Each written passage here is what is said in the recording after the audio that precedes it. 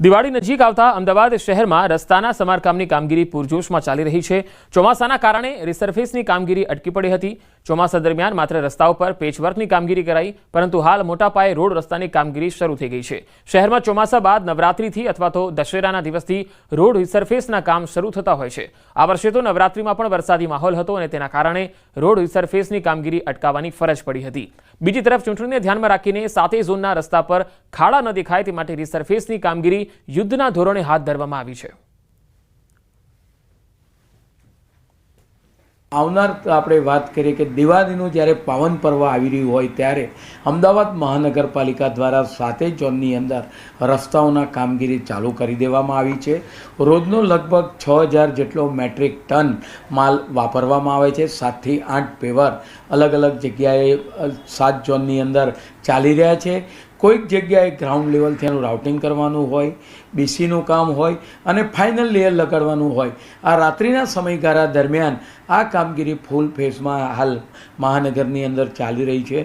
અમદાવાદ શહેરમાં યુદ્ધના ધોરણે રોડ રસ્તાના સમારકામ છે તે ચાલી રહ્યા છે, કારણ કે ચૂંટણી નજીક આવી રહી છે અને સાથે જ દિવાળીનો પર્વ પણ નજીક આવી રહ્યો છે। ત્યારે અમદાવાદ મહાનગરપાલિકા દ્વારા યુદ્ધના ધોરણે અમદાવાદ શહેરમાં જે ચોમાસા દરમિયાન જે રોડ રસ્તાઓ ખરાબ થયા હતા તેમાં જેડ પેચ અને પેચ વર્ક બાદ હવે તે તમામ જે રસ્તાઓ છે તેને રિસર્ફેસ કરવામાં આવી રહ્યા છે। એટલે તે તમામ જે રોડ છે તે નવા બનાવવામાં આવી રહ્યા છે, કારણ કે એ કહી શકાય ચૂંટણી નજીક આવી રહી છે। ચૂંટણીના જ કારણે રોડ રસ્તાની કામગીરીની ગુણવત્તા પણ વધુ દેખરેખ થાય તે પ્રકારનો પ્રયાસ છે મહાનગરપાલિકા કરી રહી છે।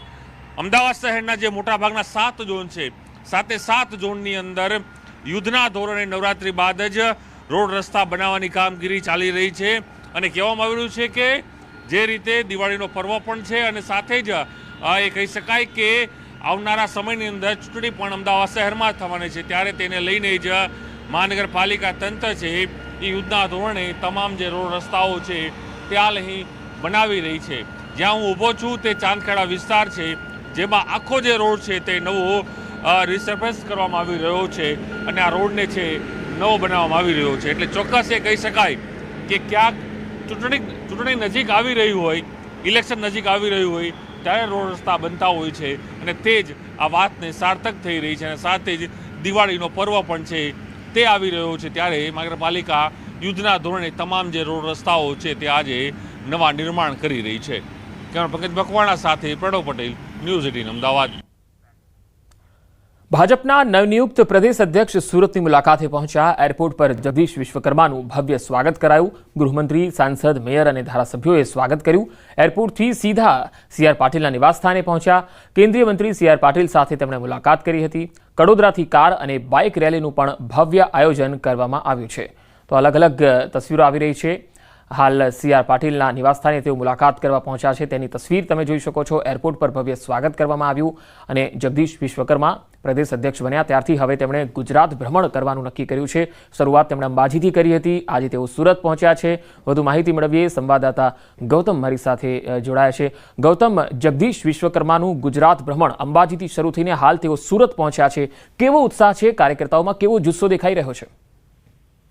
બિલકુલ, ભારતીય જનતા પાર્ટીને હવે નવા પ્રદેશ પ્રમુખ જગદીશ વિશ્વકર્મા મળી ચૂક્યા છે અને જેવા ગયા શનિવારે તેમની જાહેરાત કરવામાં આવી હતી ત્યારબાદ હવે કહી શકાય કે તેઓએ ગ્રાઉન્ડ ઉપર ફરવાની શરૂઆત કરી દીધી છે। અગાઉ તેમણે એટલે કે 2 દિવસ પૂર્વે જ અંબાજીથી આ પ્રવાસની શરૂઆત કરી હતી। અંબાજી એટલે કે તેમનું હોમટાઉન ગણાય છે અને હોમટાઉનથી જગદીશ વિશ્વકર્માએ પ્રવાસનો પ્રારંભ કર્યો હતો। ત્યારબાદ તેઓએ અંબાજી, બનાસકાંઠા, પાલનપુર ખાતે જંગી સભાનું પણ આયોજન કરવામાં આવ્યું હતું, ત્યાં સભાને પણ સંબોધિત કરી હતી। ત્યારબાદની વાત કરીએ તો તેઓ મહેસાણા, ઊંઝા, ઉમિયાધામ ખાતે પણ તેઓએ શીશ ઝુકાવ્યું હતું અને ત્યારબાદ કલોલ થઈ અને તેમના પ્રવાસ 1 દિવસનો પૂર્ણ કરવામાં આવ્યો હતો।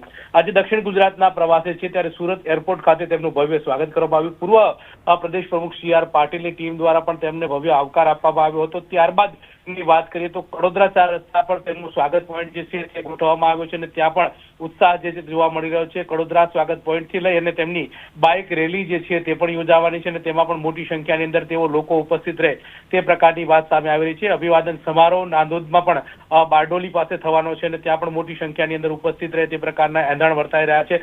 મહત્વનું એ છે કે સુરત ભાજપના મધ્યસ્થ કાર્યાલયની મુલાકાત નવા પ્રમુખ જગદીશ વિશ્વકર્મા લેવાના છે. તેમની સાથે CR પાટીલની પણ વિશેષ ઉપસ્થિતિમાં આ કાર્યક્રમ યોજાવાનો છે અને ત્યારબાદ સ્વરાજ આશ્રમ બારડોલી ખાતે પણ તેઓ ઉપસ્થિત રહેવાના છે. સુરતના બારડોલી ખાતે પણ તેમની એક જંગી સભા જે છે તે યોજાવાની છે. એટલે કે આમ કુલ તેઓ ગુજરાત ભ્રમણ કરવાની શરૂઆત કરી દીધી છે. 6 જેટલા પ્રવાસનો 6 જેટલી સભાઓ જે છે તે યોજવાના છે. હવે આગામી પ્રવાસની વાત કરીએ તો મધ્ય ગુજરાતના વડોદરા ખાતે તેમનો પ્રવાસ રહેવાનો છે, જેમાં મધ્ય ગુજરાતના તમામ કાર્યકર્તાઓને આવરી લેવામાં આવશે અને ત્યાં પણ એક સભા જે છે તે થવાની છે અને બાઇક રેલી પણ થવાની છે. એ જ રીતે રાજકોટની અંદર પણ એક ભવ્ય સભા જે છે તે યોજાવાની છે અને ત્યાં પણ બાઇક રેલી જે છે તે થવાની છે. આમ ગુજરાત ભ્રમણની શરૂઆત કરી દીધી છે.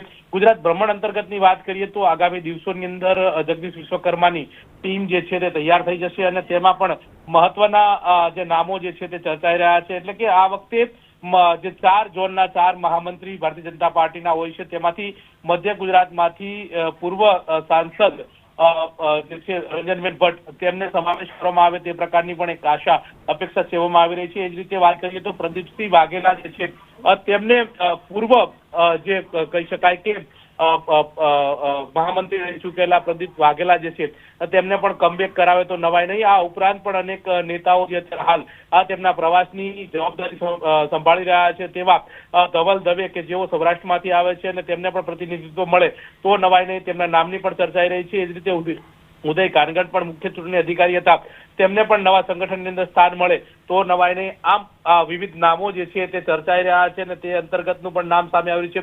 મહત્વનું સાથે સાથે એ પણ છે કે જે પ્રકારે વાત કરીએ તો જે ભારતીય જનતા પાર્ટીના ઋષિ પટેલ જે પ્રવક્તા જે છે તેમને પણ આ પ્રવાસની રૂપરેખા સોંપવામાં આવી છે. તેમને પણ મહત્વનું સ્થાન મળી શકે ટીમ જગદીશ વિશ્વકર્મામાં તો નવાઈ નથી. આ ઉપરાંતની વાત કરીએ તો સંદીપ દેસાઈ છે ભારતીય જનતા પાર્ટીના ધારાસભ્ય છે, દક્ષિણ ગુજરાતમાંથી આવે છે અને તેમને પણ આ સ્થાન મળે તો નવાઈ નથી. આમ વિવિધ નામો જે છે તે ચર્ચાઈ રહ્યા છે અને તેમાં પણ કહી શકાય કે ટીમ જગદીશ વિશ્વકર્મા આગામી દિવસોની અંદર નિયુક્ત થઈ જશે. મહત્વનું સાથે કે અત્યારે 7 જેટલા ઉપપ્રમુખ ભારતીય જનતા પાર્ટીના જે છે તેમાં પણ નવા ઉપપ્રમુખો એટલે કે ધડમૂળથી ફેરફાર થાય તે પ્રકારે લાગી રહ્યું છે. 2 મહામંત્રીઓ અત્યારે હાલ વર્તમાન છે, રજની પટેલ અને વિનોદ ચાવડા. તેમના સ્થાને 4 નવા મહામંત્રીઓની પણ નિયુક્તિ થાય તે પ્રકારના એંધાણ વર્તાઈ રહ્યા છે. એટલે કે ટીમ જગદીશ વિશ્વકર્માની ટીમમાં 4 મહામંત્રીઓ જે છે તેમને નવા ચહેરાઓને સ્થાન મળે, યુવા ચહેરાઓને સ્થાન મળે તે પ્રકારની આશા અપેક્ષા સેવામાં આવી રહી છે. વર્તમાન ભારતીય જનતા પાર્ટીના 7 જેટલા ઉપપ્રમુખો જે છે તે 7 ઉપપ્રમુખોની વાત કરીએ તો 2 દક્ષિણ ગુજરાતમાંથી આવે છે, 2 મધ્ય ગુજરાતમાંથી આવે છે, 2 ઉત્તર ગુજરાતમાંથી આવે છે અને 2 સૌરાષ્ટ્રમાંથી આવે છે. આમ આ 4 ઝોનનું કોમ્બિનેશન જે છે તે જોવા મળી રહ્યું છે અને તેમાંથી પણ આ જ પ્રમાણેનું સમીકરણ જ્ઞાતિવાદી સમીકરણ ફેક્ટર સાથે જોવા મળે